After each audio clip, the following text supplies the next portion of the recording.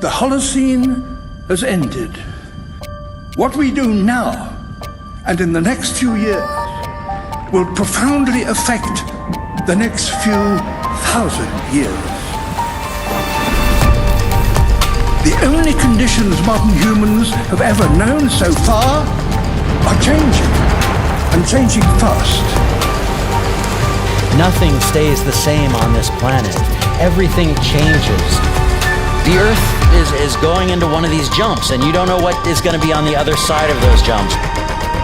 The Earth is always jumping.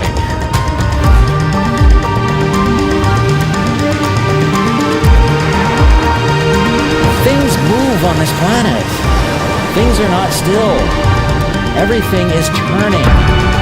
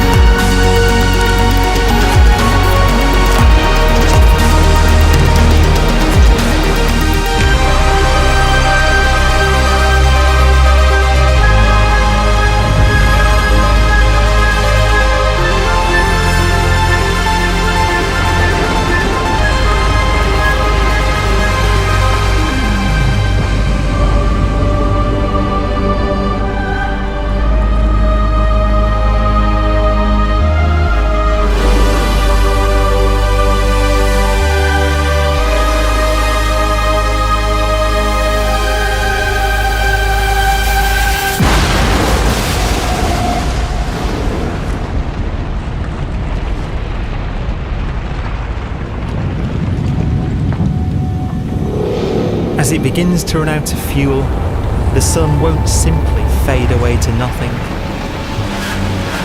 Its core will collapse, and the extra heat this generates will cause its outer layers to expand.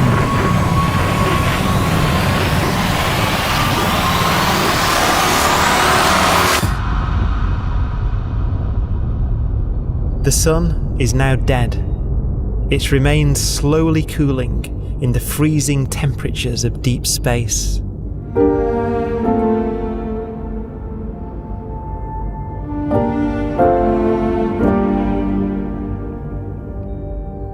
The fate of the sun is the same as for all stars. One day, they must all eventually die, and the cosmos will be plunged into eternal night. All stars eventually will run out of fuel. The temperature of the universe drops. The stars, one by one, in the night sky, will turn off. And there'll be no more new stars created. And so that the universe will end not with a bang, but with a whimper. And not in fire, but in ice.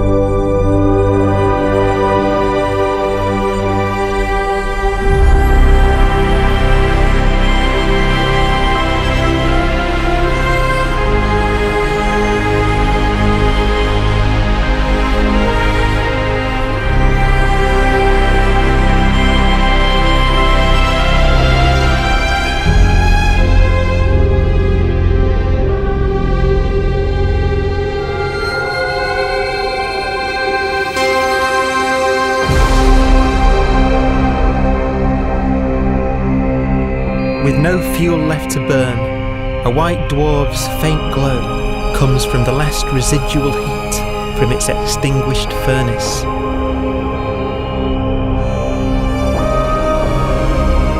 Looking at it from where the Earth is now, it would only generate the same amount of light as the full moon on a clear night.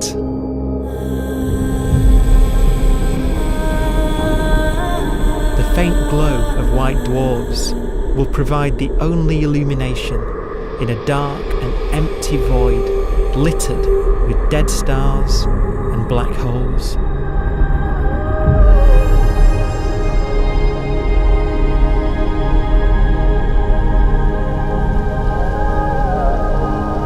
ways, it's kind of a ghost universe. It's the corpses, the zombie stars, that will take us into the future.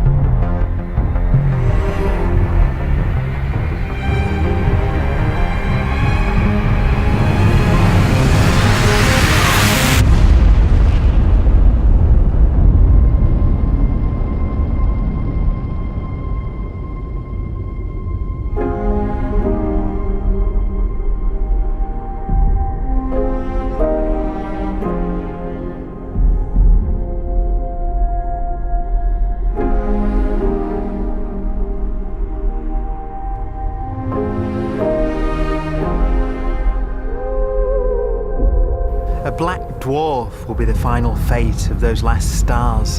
White dwarfs that have become so cold that they barely emit any more heat or light. Black dwarfs are dark, dense, decaying balls of degenerate matter, little more than the ashes of stars. Their constituent atoms are so severely crushed that black dwarfs are 1,000,000 times denser than our sun.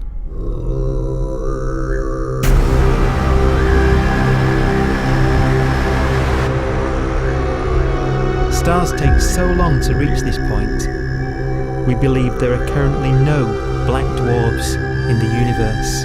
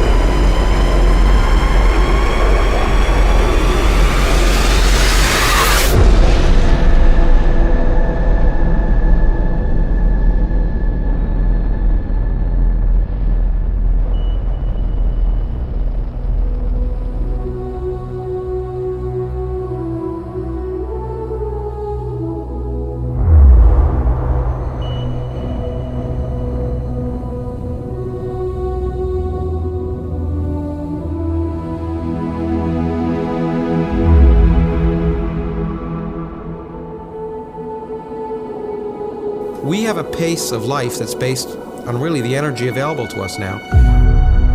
You could imagine living conscious systems which have a very different pace and therefore can extend out at least a lot farther than you'd imagine otherwise. You could have a living system where if it had a thought every 10 trillion years, that would seem normal. Even if our life dies out, one could imagine at some time arbitrarily far in the future, a fluctuation occurs which allows intelligent life to exist again for a little while. So you might have islands in time of intelligence.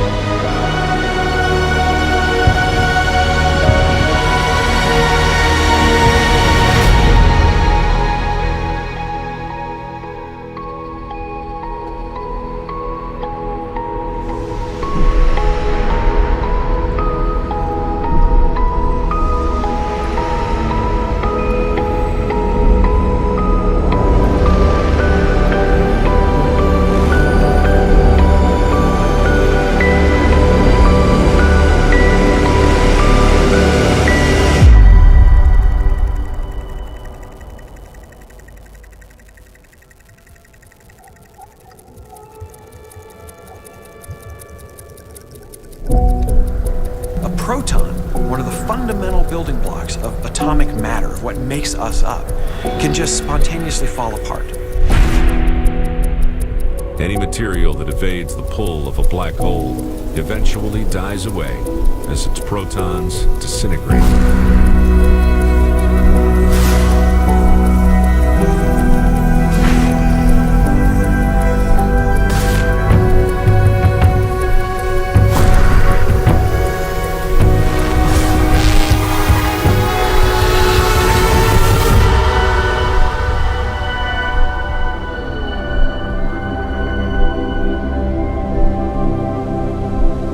The matter inside black dwarfs, the last matter in the universe, will eventually evaporate away and be carried off into the void as radiation, leaving absolutely nothing behind.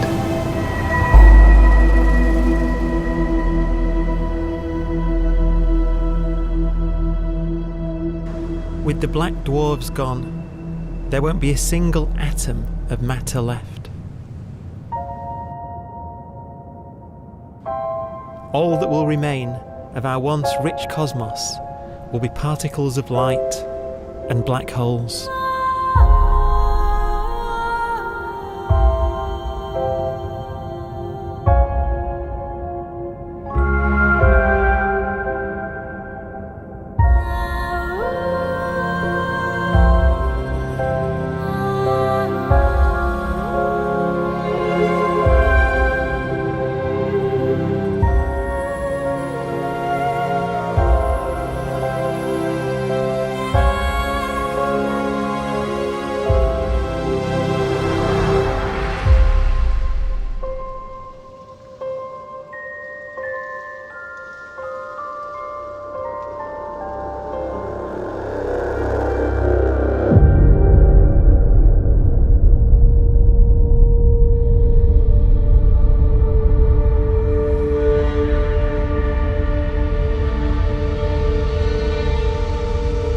The arrow of time creates a bright window in the universe's adolescence, during which life is possible. But it's a window that doesn't stay open for long. As a fraction of the lifespan of the universe, as measured from its beginning to the evaporation of the last black hole, life, as we know it, is only possible for 1,000th of a billion billionth billion billion billionth billion billion billionth of a percent.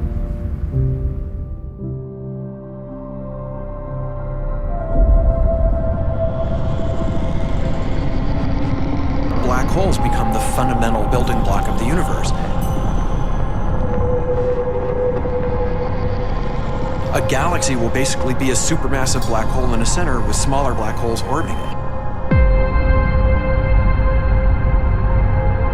Zombie galaxies filled with black holes continue to evolve. They'll eat each other and they'll get bigger, and maybe they'll fall into the supermassive black hole and it'll get bigger. The universe will still be an exciting, dynamic place. It's just that the timescales you're talking about are now trillions of years instead of thousands or millions of years.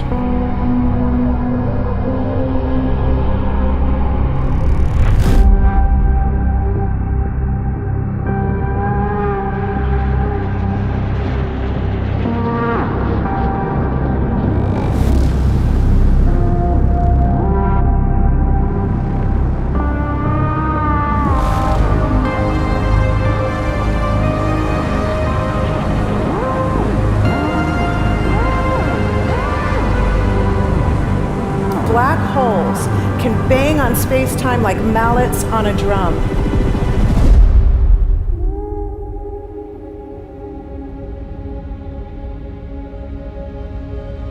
And they have a very characteristic song.